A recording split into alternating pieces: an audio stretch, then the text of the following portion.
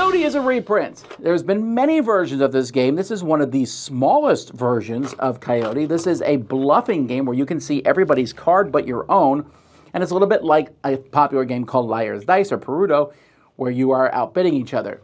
This new version has some twists to it. Let me show you. In this game, each player puts 3 cards in front of them, 2 on the sunny side, a peaking side, 1 on the night side. Think of this as your life. There's a small deck of cards that comes with the game that is going to go from 1 all the way up to 10, then 15, 20, -5, -10.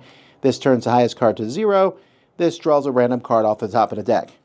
Everyone is going to shuffle and get a card that is put in a holder in front of them where everyone else can see the card except you.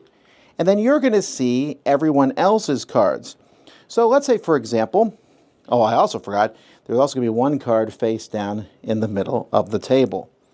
Now, everyone's going to, here's the cards I see. So I see a 1, -5, plus a random 1 off the top of the deck.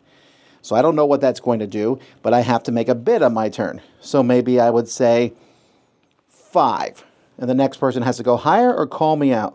So let's say, for example, it gets to 10, and someone calls that person out. By the way, at any point on your turn, you can spend one of these to peek at this card in the middle, but then you have to raise the bid. You can't call the next person out. But let's say 10 was called out. So we reveal all the cards. So we have a 5 -5, so that's 0. A 1. A 2, that's 3, plus the top 1 from the deck. So we draw the top card from the deck. It's 10, 13 is higher than 10. So therefore, the person who called them out is wrong. If it had been less than 10, the person they were calling out would be wrong. Either way, whoever is wrong has to lose one of their cards, and the person who was correct gets to flip one of these cards over to this side.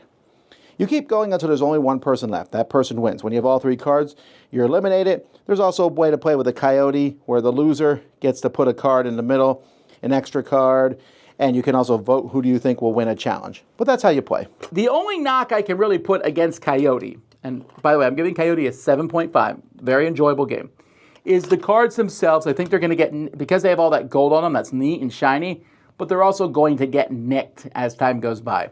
I don't know a good way about that. I guess this is a game you would have to sleeve. So this version of Coyote, and there's been many versions. There's been ones where you put a feather on your head and a headband. There's ones where there's just different styles of this game.